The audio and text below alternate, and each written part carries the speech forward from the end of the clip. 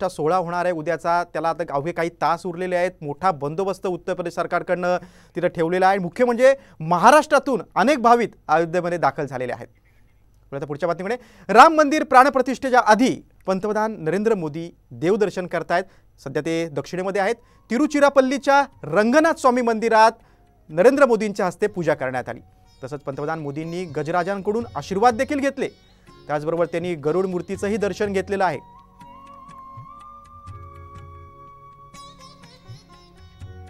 आपण हे दृश्य पाहतोय, रंगनाथ स्वामी मंदिरातील ही दृश्य आहेत।